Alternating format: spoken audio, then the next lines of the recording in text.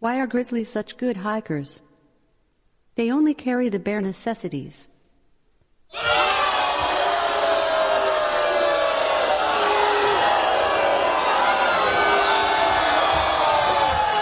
listening to Weird Medicine with Dr. Steve on the Riotcast Network, riotcast.com.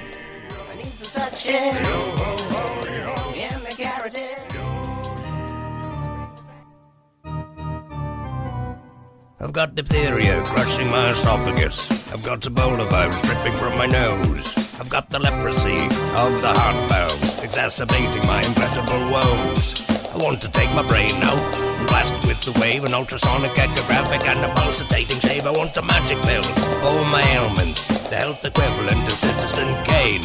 And if I don't get it now in the tablet, I think I'm doomed and I'll have to go insane. I want a requiem for my disease, so I'm paging Dr. Steve. Dr. Steve! Yo, yo, take the cow for to the learner brain. It's Weird Medicine, the first and still only uncensored medical show in the history of broadcast radio, now a podcast. I'm Dr. Steve with my little pal, Lady Diagnosis. This is a show for people who would never listen to a medical show on the radio or the internet. If you've got a question you're embarrassed to take to your regular medical provider, if you can't find an answer anywhere else, give us a call at 347-766-4323. That's 347-POOHEAD. Follow us on Twitter at Weird Medicine, at Lady Diagnosis, and at DrScottWM, and visit our website at drsteve.com for podcast, medical news, and stuff you can buy. Or go to our merchandise store at cafepress.com/weirdmedicine. Most importantly, we are not your medical providers. Take everything here with a grain of salt. Don't act on anything you hear on this show without talking over with your doctor, nurse practitioner, physician assistant, pharmacist, chiropractor, acupuncturist, yoga master, physical therapist, clinical laboratory scientist, sommelier, or whatever.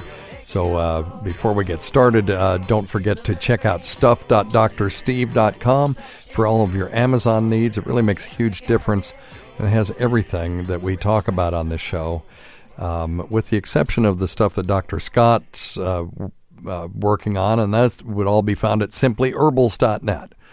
So for all your weird medicine related shopping, stuff.drsteve.com and simplyherbals.net. If you need earbuds, don't forget to go to tweakedaudio.com. Offer code FLUID for 33% off. The best earbuds for the money and the best customer service anywhere. That's tweakedaudio.com. Offer code FLUID.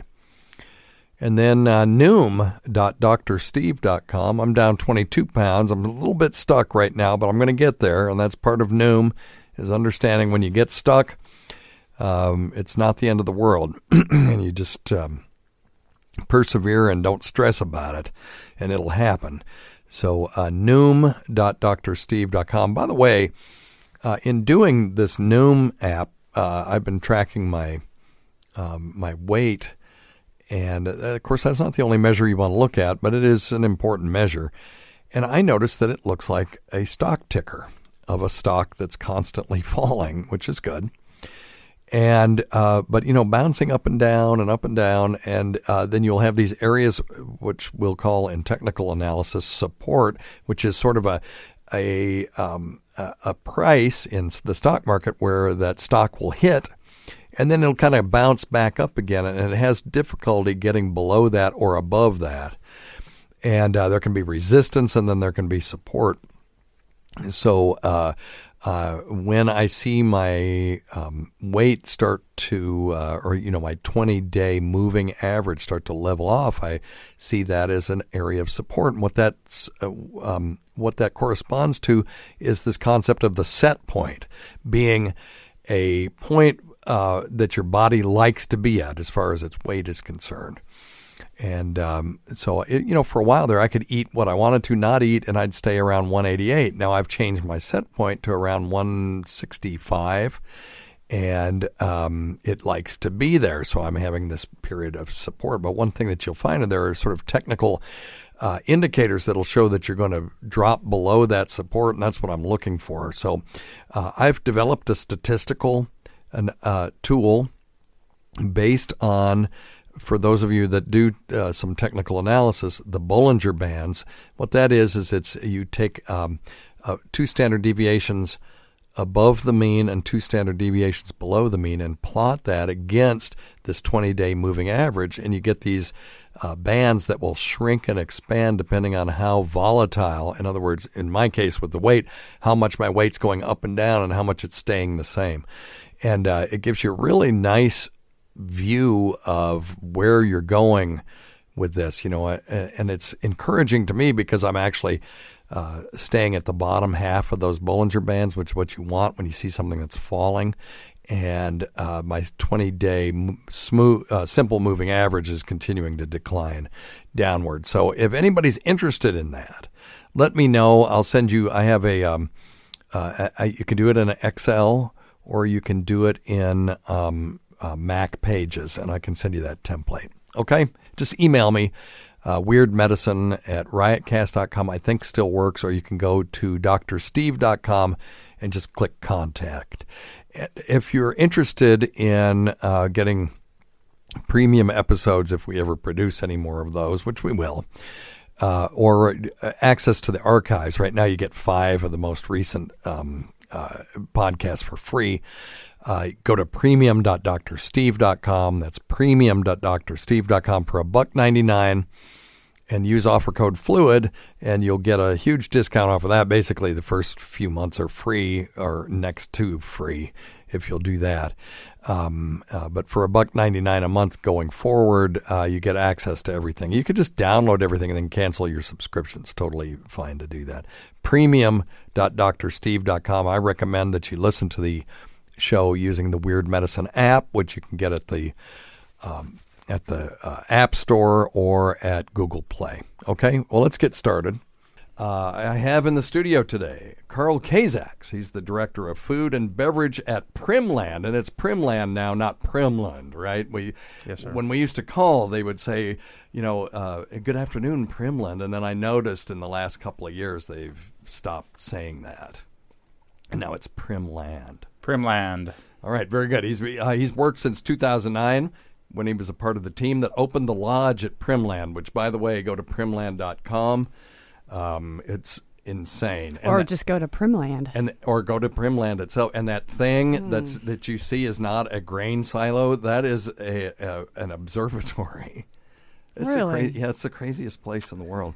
It's the most relaxing place on Earth. Number 5 in the U.S. for resorts, correct? Yes, highly rated resort, and it does have a telescope on top of the building, essentially, where you can stand up there and watch the roof retract and take pictures of the sky with the telescope. Yep.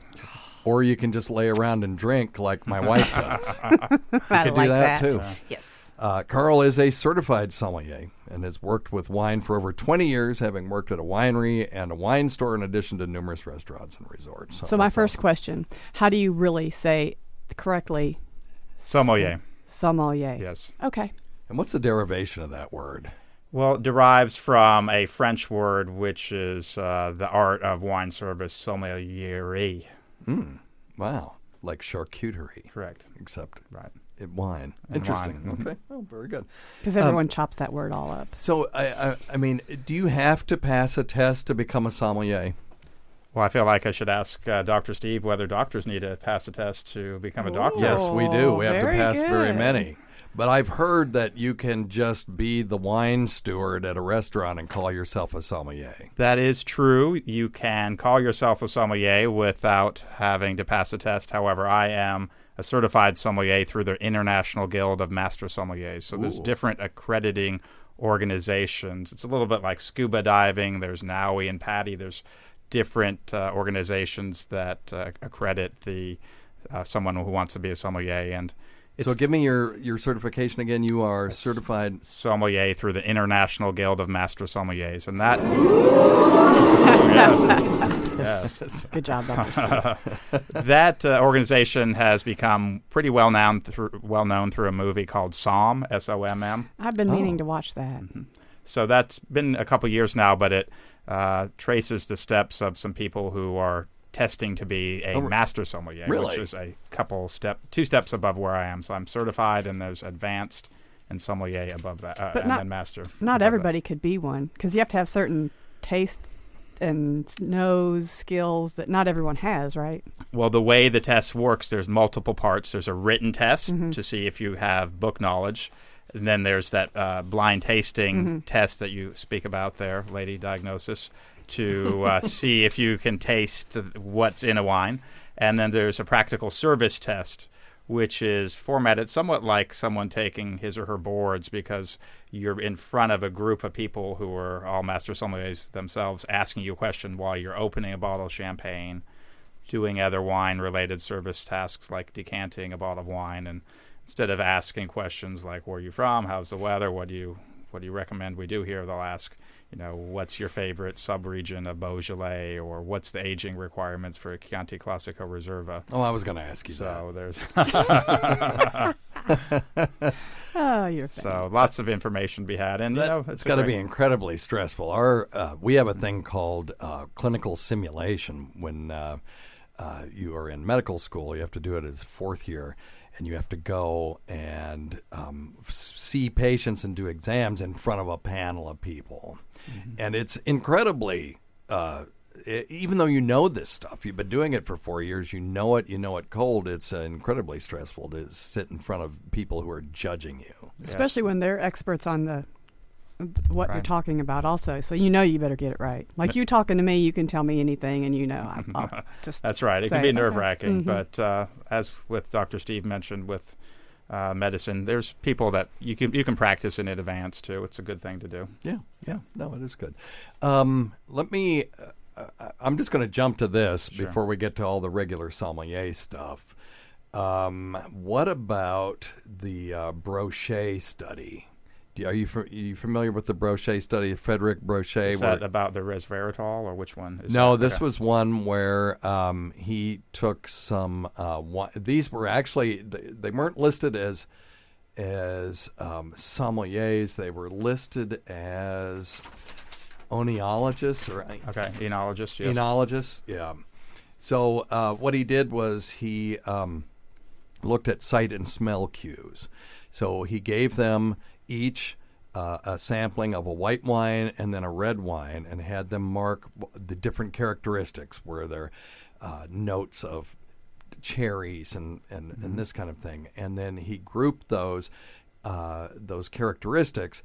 Then he had them come back a week later, and he gave them white wine that he tinted with red food coloring. And amazingly, all of the characteristics of the white wine totally changed to those of the red wine. So he postulated that that they're not stupid or wrong, and that there's no value to it, but that the visual cues actually change their perception of the taste. Well, that's very interesting. On a related note, sometimes people will use black wine glasses. There you go. That's going to be my question. Exactly. So you won't know, is it a white wine or a red wine? And say you pour a red wine in the glass, and someone might say it's the opposite. So it can be very humbling to try to blind taste. But I do have an anecdote I could tell you about how you can identify wine that doesn't necessarily relate to the sense of smell, because there's this famous British wine critic named Harry Waugh, who actually had a nose accident in the middle of his life. And so, of course, that led to him losing his sense of smell. So how do you be a wine critic after that? Well, he had help from his wife, but he also was able to develop ways to identify wine beyond just the sense of smell, specifically texture in the mouth. I just recently read an anecdote about him where he had done a blind tasting with a panel of other renowned British wine critics, and this was post his nose accident. They didn't even give him a glass of wine, but he said, "Go ahead, give me a glass of wine."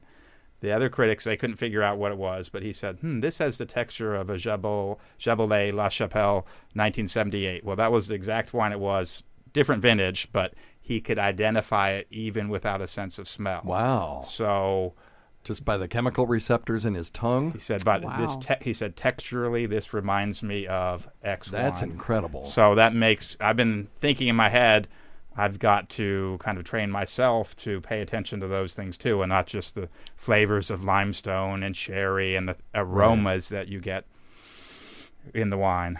Have you ever done a wine tasting where you just put a clothespin over your nose and tried to? Oh, that's a good question. I've tasted wine when I've been stopped up. Oh yeah, in my nose, congested. But I've never tried a clothespin. I'm just thinking, idea, that would be one way to sort of negate the at least part of your sense of smell. Correct. That's an interesting idea. And then you can concentrate on other things. I'm doing this weight loss thing called Noom. And one of the things that they have you do is to take food in and just put it on your tongue and let it sit there and taste it and try to experience all of the different aspects of it so that you're being more mindful in your eating. And I just wonder if that would be an interesting experiment. We have some wine here that we're going to try later, and maybe we could try that. It might be beneficial if we plugged our nose. We may need to. This is some of my cyst juice wine, as Opie and Jim Norton and Anthony named it many years ago. Matter of fact, I found the French word for cyst juice and named it that. So, are there sulfites in it? No, there's no sulfites in it, and that's a question that I have on my list actually. What about sulfites? My dad was a winemaker, and did he use sulfites? His wine had very heavy notes of sodium metabisulfite in them, and for some reason he thought that was a good thing to do. So, what about preservatives like sodium metabisulfite in particular, and then sulfites in general in wine? Well, metabisulfite is used in wineries to clean equipment, not just to preserve wines. And why that's important before we get into sulfites is, if you think about how you might clean something at home, you might use bleach. But bleach has chlorine in it. And you don't want free chlorine atoms floating around a winery because it can lead to trichloroanisole, TCA, which is a chemical responsible for a flaw in bottled wine called corked, or wine being corked, corkiness. So TCA is what is the associated chemical with a corked wine. So that's if you ever see a sommelier, let me pour this wine for you, sir, madame, at the table, a little sample first. The point of that is not, do you really like it? Although, we'll if you don't like it, we'll take it back. But the point is this wine correct? And there's a lot of reasons why a wine could be incorrect. It could have been stored improperly and gotten what we call cooked, and it just doesn't taste the right way. It could taste a little sherried, could taste a little Maderized, like Madeira. It could taste. Is that if you store it standing up rather than on its side, or? It's primarily at too high of a temperature. Oh, okay. So most wine is consumed within most wine that's purchased is consumed within 24 hours of being purchased. So it's really once you start to get geeky and wanting to store wine and collect wine that you have to pay attention to how it's stored. So even if you went into the store and bought a $100 bottle of wine in August, and then you kept shopping all afternoon, and you just left that wine in your car in the parking lot. This actually happened to me once years ago. I came out and the cork had popped up, halfway out of the neck of the bottle because the heat and pressure had caused it to gone out. That actually happened to me in the cold once too. Actually, this past winter, I just forgot about a bottle of wine I had in the car, and I came out and I got it, and it had, the cork had erupted through the capsule. So I should have paid better attention to it. But the point is, if you're going to be investing a lot of money into wine, you need to store it in the right way. Same if you're making wine, you want to be using the metabisulfite instead of the chlorine. Now, when it comes to sulfites in wine, sulfur is a naturally occurring element, and you'll get it on grapes in any vineyard, even if there's no sulfur added. But the point about sulfite is to preserve a wine. So when the wine's fermenting, you don't have to add sulfur because it's putting off carbon dioxide, and the carbon dioxide acts as a protective layer from the oxygen. And then once right before you're bottling, once the aging is complete, you want to make sure that if there's any yeast in the bottle and any sugar, you don't want necessarily any additional bottle fermentation to happen. But you also don't want excessive volatile acidity so that's where you put in the sulfur. It's a preservative. So there is a movement in the wine world to make what's called natural wine, and those are typically made without sulfites or sulfur added. And we can talk about that more. But sulfite is to preserve a wine to prevent it from becoming like vinegar. And how does it become like vinegar? Well, like that bottle of wine example I mentioned, where the cork popped out. Well, that connection in the neck of the bottle where the cork is supposed to be sealing, it's probably not as good anymore. You get more oxygen in. The oxygen in with the wine can eventually lead to spoilage. If you've ever had a half-open bottle of wine on the counter and tried it 2 or 3 days later, there's a handful of wines in the world that can actually last that long and improve, but most wines, sure, 2 or 3 days, it will taste like vinegar. Yeah, and vinegar is acetic acid. One of the steps between ethyl alcohol and acetic acid is this stuff called acetaldehyde. And my dad's wine also had heavy notes of that as well, because he would age his wine in these barrels that were just really porous. Right. And I was an organic chemist, and I said, I got to find out what's wrong with this wine of yours. And so I took it and put it on a gas chromatograph and found a big spike at acetaldehyde, which also, by the way, for people out there, since this is a medical show, if you have Flushing syndrome, a lot of those folks can't metabolize ethyl alcohol all the way, and they'll get stuck at acetaldehyde, and they'll get buildup of acetaldehyde, and they'll get flushing or they'll feel ill. Also, antabuse, that medication that people take to prevent themselves from drinking, will make them sick because they end up with an abundance of acetaldehyde. So, it's a sort of a mid place, or a mid metabolite of ethyl alcohol.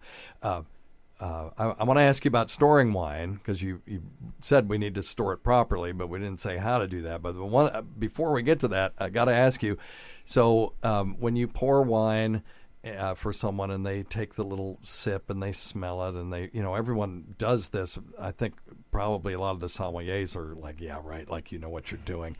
But everybody tries to look like they're, and then they go, nah, send it back. How pissed are you guys when people do that? And what do you do with that then? Can you turn around and then sell it again? Right, that's a good question. I get that question with some frequency, and my usual answer is, the cooks are going to be happy. Yeah. But no, if the wine is still good, we'll try to sell it. And, if someone doesn't want it, we'll take it back. It has happened, Dr. Steve, before, where I presented a wine to someone and asked them, to judge whether it's correct, and they said it's fine. And then it just didn't smell right to me, and I kind of took it to the side and had a little taste myself, and I went back to them. I said, I think your bottle's corked. Let me pour you this other one and see what you think. And they're like, oh, wow, that's interesting, because back to the topic of a corked wine, you can still drink it. It's just not as fresh and impressive as a non-corked wine would be. What it would taste like is someone just put like a wet blanket on top of it.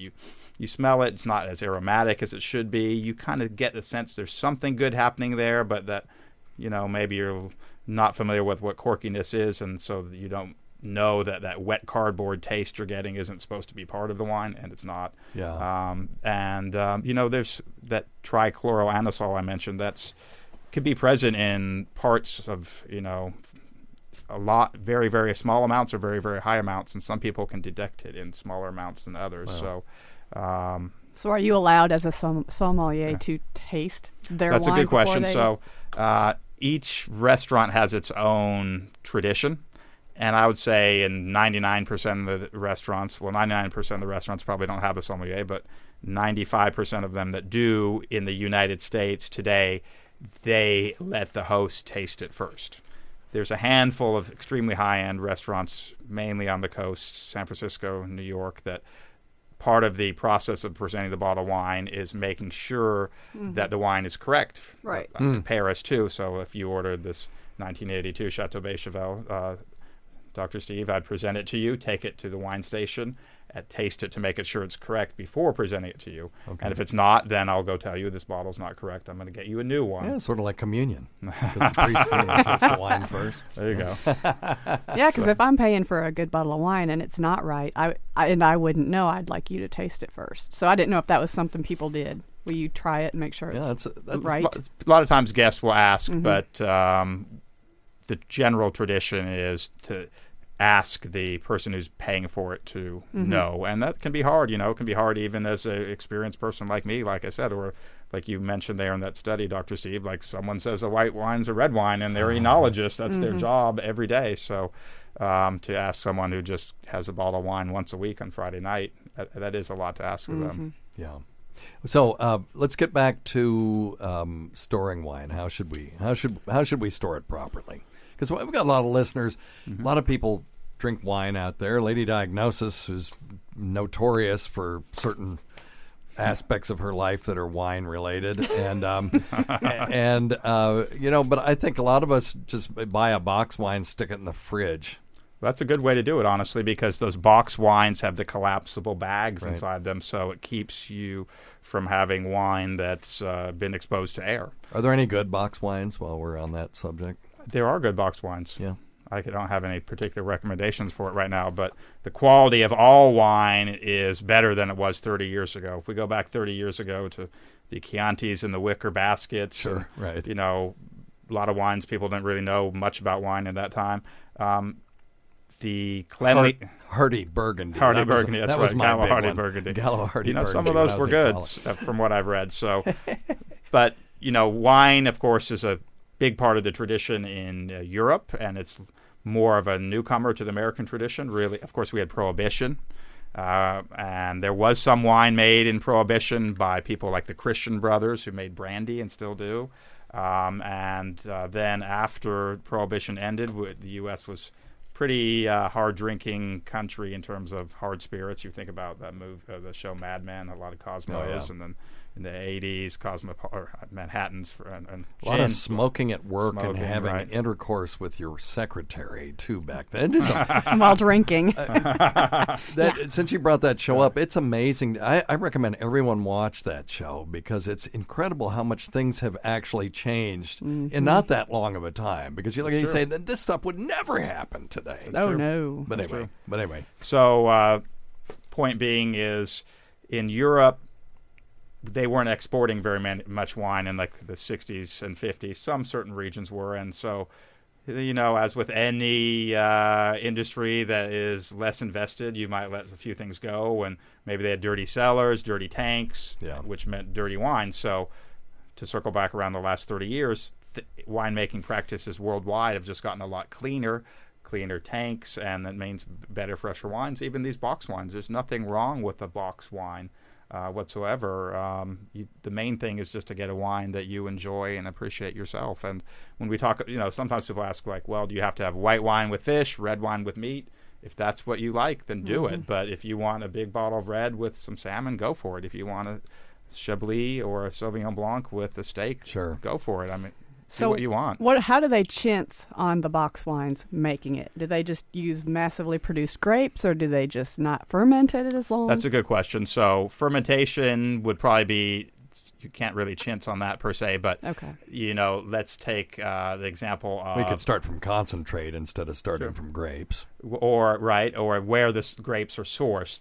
California's Central Valley, where land is cheaper, versus Napa Valley, where land is upwards of $1 million an acre sometimes. So, what do you pay per ton? And then the physical tanks you're fermenting them in, instead of being what you might think of if you're someone who's actually looked at it, it could look like an industrial fertilizer plant. I mean, it could be 500,000 gallons. It could be 30 feet across or more, where they make these bulk wines. But that, again, doesn't mean that it's bad. I think there's a misconception that, there's a direct linkage between price and quality. Of course, sometimes you get what you pay for, but sometimes wine's overpriced too. There's that famous wine, the $2 Chuck, the Charles Shaw from Trader Joe's, which I think the price may have gone up. There's no Trader Joe's where I live, but the point being is very drinkable, nice wine for only $2. Yeah. When my wife and I first started going out, I would buy her really expensive wine. I'd get her these cases. And then I found out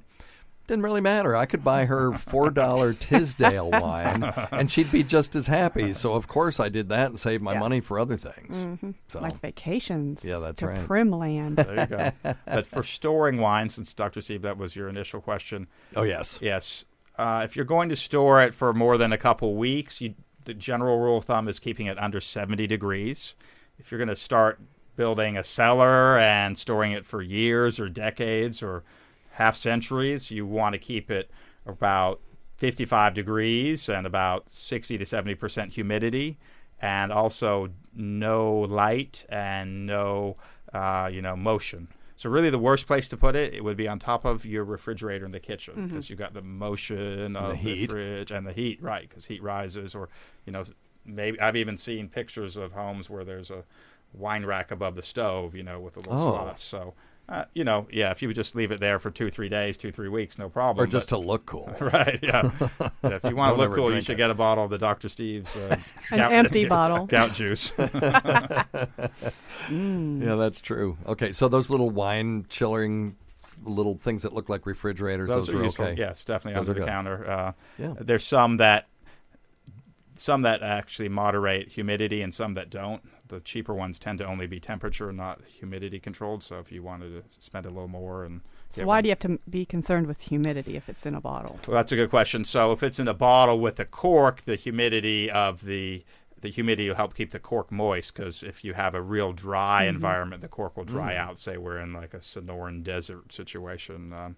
But then there's a lot of wine nowadays with screw caps, too. Yeah, I was going to say, but also that thing that goes over the cork. Doesn't that kind of preserve it from the moisture? No. Long term, no. Okay. Yeah. So that's the foil, yeah.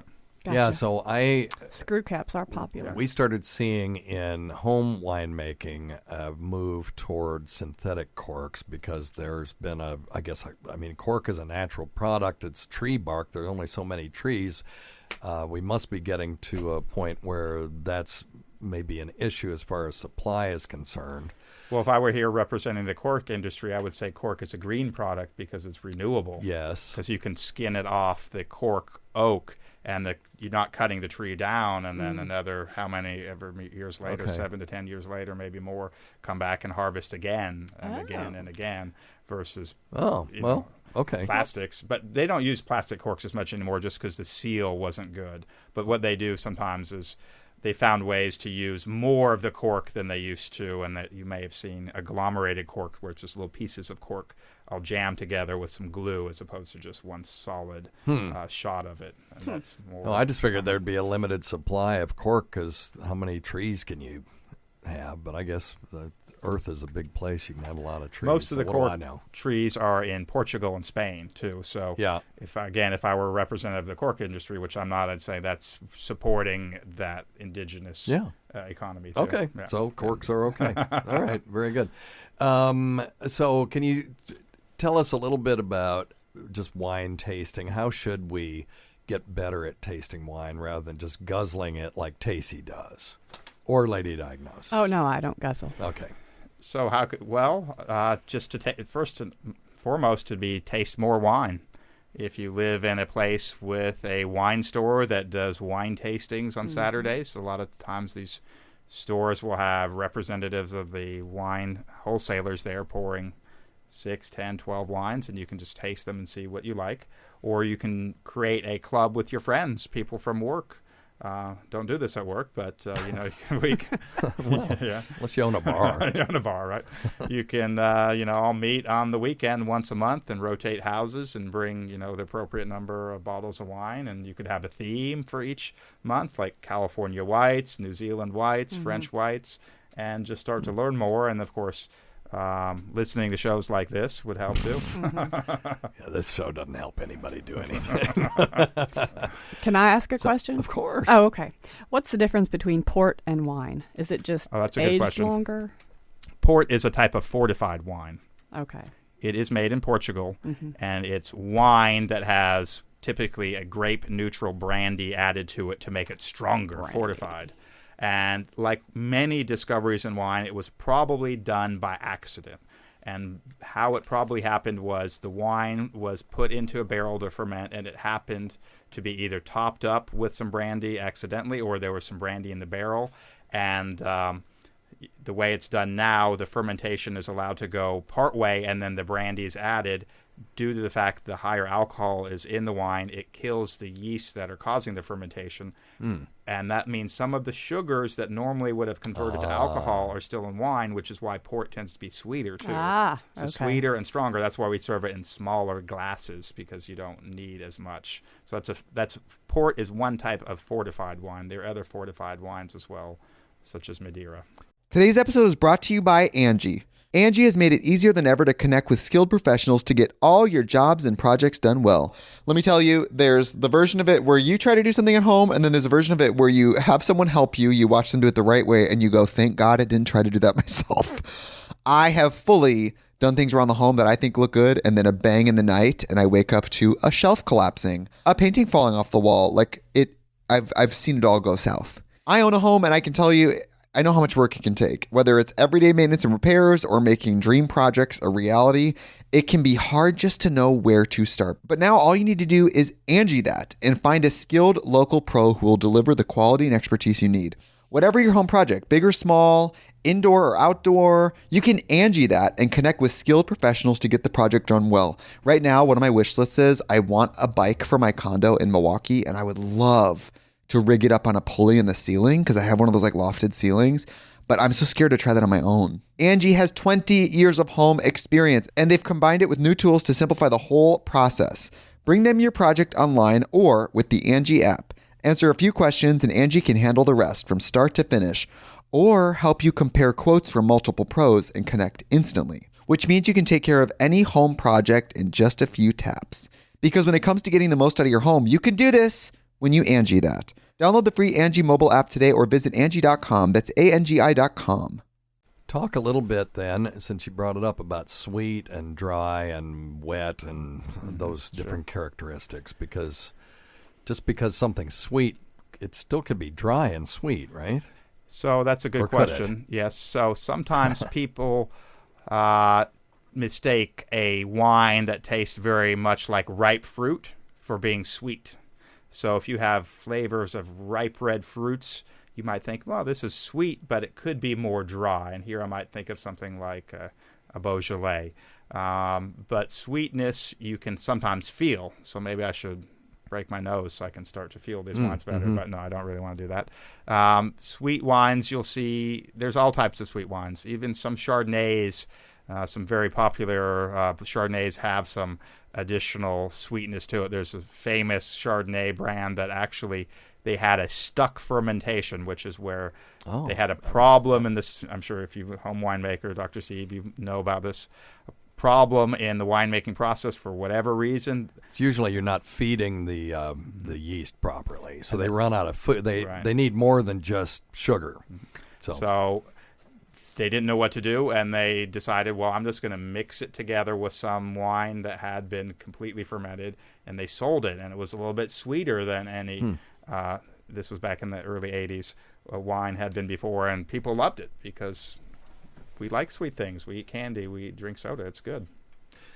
Yeah, and I can certainly feel sugar if I accidentally drink sweet tea, Southern sweet tea, which I can't stand. I can feel it on my mouth. It feels sort of round and, I don't know, gooey sort of. Gooey, yeah. There's a weight to it, definitely. Yeah. So that's interesting. So I could imagine drinking a dry white wine that might have, apricot flavors or whatever, and mistaking that for being sweet. But when we say sweet in wine, we're really talking about sugar, or am I? We should be. Okay. Yes. So, and what dry means is not sweet. So there's dry, what we call residual sugar. That's sugar. That's where the yeast has eaten everything and then dropped to the bottom and left no sugar behind. Correct. And since you mentioned that, just for the listeners out there, if you're not sure what fermentation is, alcoholic fermentation is you take sugar and yeast and it produces alcohol and carbon dioxide. So that's why that carbon dioxide is produced. And that's actually how bottle fermented carbonation, such as is found in champagne, produces bubbles. So what champagne is a still wine that's been bottled, and then you add a little bit of yeast, and then you add a little bit of this liqueur de tirage, a sugar solution, to cause in a bottle of wine that's still fermentation again. Right. Now, that's pretty, that was invented supposedly by the monk Dom Perignon. And very hand-intensive, labor-intensive. So you can make carbonated wine in other methods. There's a Charmat process where you have a big tank, and you do the exact same thing just in a big tank, and then you bottle it. Or you can actually just make a still wine and then pump CO2 into it like you would for like beer makers do. Beer or soda. So yeah, that's interesting. So I tried making sparkling wine once, and I made an apple wine, and then we had to add sugar and a little bit of yeast to it. We made a solution and dumped it in. You have to decork it, and then add that, and then put the new cork on that you can then use the wire to hold it down, because the pressure of the fermentation will knock the regular is that what the cork wire's out. for? Yeah. Yes. Okay. It'll knock a regular cork out of there, and you'll have wine all over every place. And now there's one process where they turn the neck of the bottle up, and then they'll freeze it, and then pop that. That's disgorgement. So tell us about that. That's a good question. So the way you described it, one cork and then another. In champagne, they do a cork. Actually, they use crown caps. So after they add the yeast and the sugar, they'll put another crown cap on. That's just like a bottle cap. And then they go through a step called remuage, where this is a bottle that's laid on its side in racks, and there's someone that goes through there. He's probably, or she, doing it right now as we speak, going through these caves in Champagne, giving these a quarter turn and making them move slightly downwards. And over the course of several years, it goes from about horizontal to about diagonal. And that means what that does is it takes all the yeast that had been added to the bottle to create this second fermentation towards the neck, because they want to pop out that yeast that had been put in the bottle to create the secondary fermentation out of the bottle before it hits the market, and they try to sell it for $500 a bottle or $50 a bottle. Yeah, so you don't have the sediment from the secondary fermentation. Right. So then and then when they're taking the sediment out from the secondary fermentation, that's called disgorgement. So what they do then is they actually put the neck of the bottle through this freezing solution. It's some sort of chemical that's not water, so it can get below 32 degrees, and you freeze the neck of the bottle, and that makes all the sediment from the secondary fermentation harden. So when you pop it out, and it does pop out because there's carbon dioxide in there, you just eject it out, top it up with a little more wine, and then you put the cage and the mushroom cap in there. It's crazy. Yeah. Wow, that's a lot of I figured work. that out the first time. They must have had a lot of time on their hands. We have some questions from, we've only got about 15 minutes left, and we want to try this wine too. Do you mind answering some questions from our listeners? I'd be glad to. Okay. I have no idea what these are, so let's see here. Dr. Steve, it's Craig calling from Scottsdale, and I have a question for you about wine. It has to do with red wine, and goes back to the mid-'90s when there was an article written about the French paradox, how the French people ate all the highly saturated food, yet they had a very minimal amount of heart disease. And they attributed to the drinking of red wine, and they really didn't take much else into consideration. Yeah, it's a long question, but that's so the French paradox. Do you have anything to say about that? I've got a couple of studies that I happen to pull to talk about that. Well, my first response would be I was lucky enough to go to France last year in April for about a week, and I actually lost weight. So I experienced the French paradox myself. But what I realized is the French are very good at dining. The Americans are very good at eating. So I would go to lunch, and they would make time out of their day to sit down and talk to you for an hour and a half at lunch. But then at 4:30, I was driving a lot. You couldn't just stop by a 7-Eleven and get a big gulp. They don't have as many gas stations, period. And then where they do, they stop and have a cup of coffee. They don't have just food available everywhere. One night I was driving. They don't have pretzel cheese dogs. I wanted to. That's I a wanted shame. to find a place to eat, and it was just harder to find a place to eat. So But they're good at dining. I can attest to that as well. My wife so and I... So they enjoy the dining, yes. the whole thing. We're in Sitges, España, which is near Barcelona, and we were starving, and it was 9 o'clock, and none of the restaurants were open yet because they all open. And we were banging on the door, will you please feed us now? And we felt like the old folks going to a dang, early bird special or something because, finally they're like, yeah, we'll feed you. It's 9:30. At night? Yeah, at night, yeah. Oh, wow. Yeah, it was very interesting. I realized when I was there that they really have the whole lifestyle thing figured out because, they rest during the day and then they work, till later and then they go out and eat and then the clubs, even on a weeknight, will open up at 1 a.m. Wow. And, and I was sitting at a bar and saw the trash guys coming at midnight. It's genius. Why would you do that in the heat of the day? Right. Do it at midnight. And then I got home. I said, we need to go on the European model. And I looked up some statistics and found out Spain in particular at that time had the lowest productivity of any civilized country. So, you trade that. There you go. But they're happy. They're happy. There's a good yes, and that's not nothing. No, that's huge. That's very important. I have a study from the European, surprise, Journal of Clinical Nutrition, the effect of red wine and red grape extract on blood lipids, hemostatic factors, and other risk factors for cardiovascular disease. And I'm just going to read the conclusion because we don't have time to go through the whole study.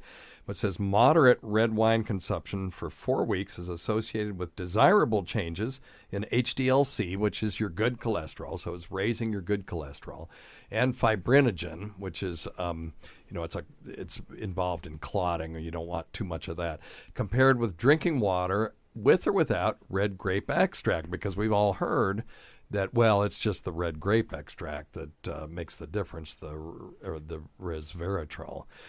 The impact of wine on the measured cardiovascular risk factors thus seems primarily explained by an alcohol effect. Which is Thank you, Dr. Steve. Good news. But, it's very interesting. And then there's another one that showed that this is science. De-alcoholized red wine containing known amounts of resveratrol suppresses atherosclerosis, in other words, clogs in the heart, in hypercholesterolemic rabbits without affecting plasma lipid levels. Now, that's an interesting finding because they took the alcohol out and found that the resveratrol extract actually decreased the amount of deposits of plaque on, now these are in rabbits, so we got to see this in humans, without actually changing their lipid levels. So we've all known for some time that it's not just lipid levels that cause cardiovascular risk, because if you take a statin drug and reduce someone's bad cholesterol by a certain amount, you'll reduce their risk of heart attack and stroke by a certain amount. If you reduce their cholesterol, their LDL cholesterol specifically, with other medications, doesn't change the outcome the way that statins do. So it can't just be cholesterol alone. There's something else going on. It could be anti-inflammatory. It could be antiplatelet. We don't know. Still don't know, but it's very interesting. So moderate amount of wine appears to be good for you. I've always counseled my patients when they have high cholesterol and they ask me what I can do about my heart attack risk. Increasing your exercise, stopping smoking, getting your blood sugars under control, getting your blood pressure under control, and drinking 4 ounces of red wine a day. If you're a teetotaler, 4 ounces of red grape juice might do as well. Increasing soluble fiber like oatmeal or oat bran, that kind of thing. Methyl cellulose, a.k.a. Citrusel. Oh, where's my drop? I changed this thing. Oh, there it is. Citrusel. All right. Enough of that. Citrusel. No. Okay, Dr. Steve. So, and those kind of things, those lifestyle management things, but wine is certainly a part of that. So, okay. Now I know why you've got the Citrusel bumper sticker in your car out there. Well, when we first started the show back in 2005, we mentioned testosterone and Citracel every single show because people were worried about that's their biggest problems about their testicular function, and they were worried about their bowel movements. So. All right, let's see here. Let's try another question from the audience. Hey, Dr. Steve. This is for the Sommelier Show. Wanted to know what his thoughts are on the alcohol content in red wine. It seems that it keeps going up, and the bigger and bigger reds are just pretty much tasting more boozy than actual, grapes.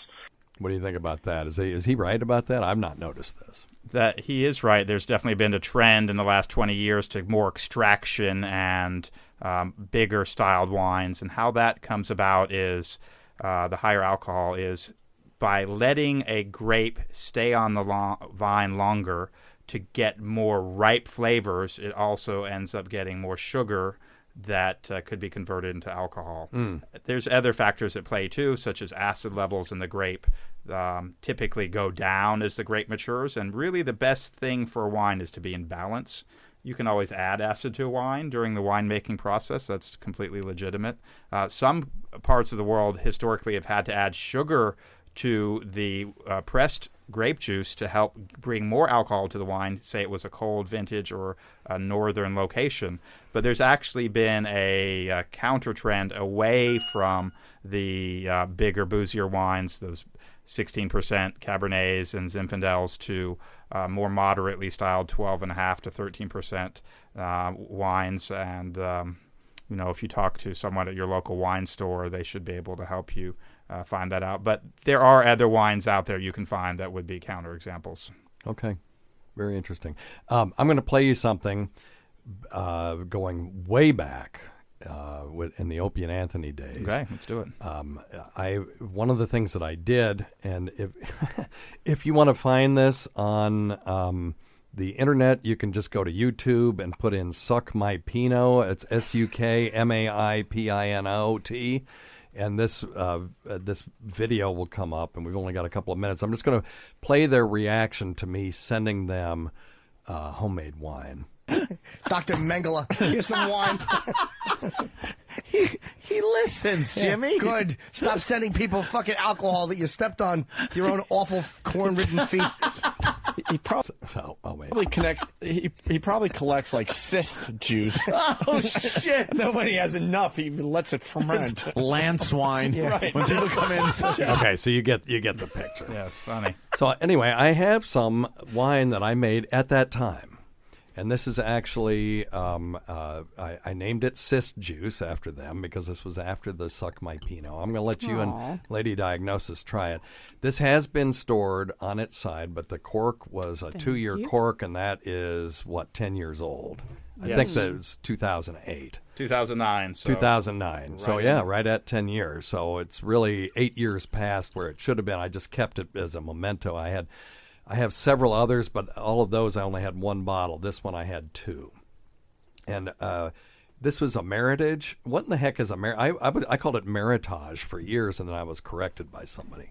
It is a blend of different, typically red wine grapes, specifically usually Cabernet Sauvignon, Merlot, Cabernet Franc, Petit Verdot, the major Bordeaux varieties. This is an aromatic wine. It smells very grapey, I can doesn't smell it? it from here. Right, you don't have to... So I think it's not corked, because a corked wine, you wouldn't be able to smell it as aromatic. Interesting. There's a lot of nuances on the nose. You get that Concord grape quality.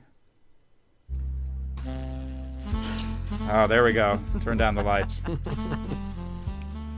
Can I get a straw? So they are now, Sommelier Karl has got his nose in the glass, and he's looking intently. Oh, now he's tasting it. Oh, here we go. The nose is better than the palate. There you go. So the nose, you get some, a little bit mixture of the grapiness, red fruits, a little bit of blue fruits, mainly red fruits, and just a hint of... a little bit of cardboard box on the nose, I think. Do you get that, Lady Diagnosis? Right. Absolutely, yes. And then you taste it, and then it's not totally in balance. We get a lot of sweetness, so it didn't improve with age. but it's not a failed wine. It's just. Well, I'm going to take that as a win. It's not a failed wine. You hear that, you assholes? I would drink it, Dr. Steve. Really? Perfectly made cyst wine. There you go. Thank you very much. Must be from the good cysts. Thank you. All right. So let's see. We've got a couple other questions. Oh, yeah, this one might be good. Let's see. Hey, Dr. Steve. This is Ken from Aiken, South Carolina. I have a question for the episode coming up with your Master Sommelier. Ask him how he feels about studies that have shown that Master Sommelier... Wait, nobody knows how to prounce that word, do I they? told you, it's really the a other tough guy one. called you a Somalian. could not tell the difference between $10 Chuck and $50 wines, or wines that have sat out for a couple of days after the cork's been pulled. I'd like to get his opinion on that. Thanks. Fluid. We kind of hit this already, but we've got 2 minutes. It wouldn't hurt to... So first of all, I'm actually not a Master Sommelier. The Master Sommeliers out there would certainly want that to be known. And, anyone can be fooled. Even Tom Brady throws an interception, and LeBron James doesn't make every shot. So, but with study, you can definitely learn more about wine. Yes, anyone can be fooled. The black glasses, the study that Dr. Steve mentioned. But if you spend day after day training your nose, training your palate, learning about things, I can promise you will get better at wine identification and wine appreciation. Yeah, absolutely. And in the end, for us, it's just find things that you like. Yeah, exactly. That's it. So we've had... That doesn't give you a headache. Karl Kazaks from Primland, which is in Meadows of Dan, Virginia. We'll take the last minute to plug the place, and thank you so much for coming all the way down here to talk to us about wine. And it is the number 5 resort in the United States, number 1 in the Southeast, and it's ranked internationally as well, right? Yes, it's a very nice resort, very high-end. We get lots of ratings, high ratings, but more important to us than that is just the quality of the people that are there, both the employees, our team there, the guests we have there, such as Dr. Steve, and our owners. It's meant to be a luxury retreat in a natural setting. It's on many thousands of acres. You can hunt, golf, fish, or just do nothing at all and sit back and drink some wine. Ride ATVs. Exactly. Sit at the fire pub. pit. At the fire pit. Yeah, Lady Diagnosis has been there, and we love to go there. We need to make reservations for Memorial Day if there are any left. But I can attest that the staff is second to none. They feel like family. We walk into the saloon where they've got a saloon. They'll have Stevie Barr playing bluegrass, and the woman that runs the place, Deborah, just comes and hugs us, and we just feel it's just nice. so nice. Yeah, it's so nice. It's such a great place. We're completely out of time. Thank you so much for coming, Karl Kazaks from Primland. You can find the Primland Resort at primland.com in Meadows of Dan, Virginia. Thanks always go to Lady Diagnosis. We can't forget Rob Sprance, Bob Kelly, Greg Hughes, Anthony Cumia, Jim Norton, Travis Tepp, Lewis Johnson, Paul Ovcharsky, Eric Nagel, Roland Campos, Sam Roberts, Pat Duffy, Dennis Falcone, Ron Bennington, and Fez Watley, whose early support of the show has never gone unappreciated by us. Listen to our SiriusXM show on the Faction Talk channel, SiriusXM channel 103, Saturdays at 8 p.m. Eastern, Sundays at 5 p.m. Eastern, on demand, and other time at Jim McClure's pleasure. Many thanks to our listeners whose voicemail and topic ideas make this job very easy. Go to our website at drsteve.com for schedules and podcasts and other crap. Until next time, check your stupid nuts for lumps, quit smoking, get off your asses, and get some exercise. We'll see you in 1 week for the next edition of Weird Medicine.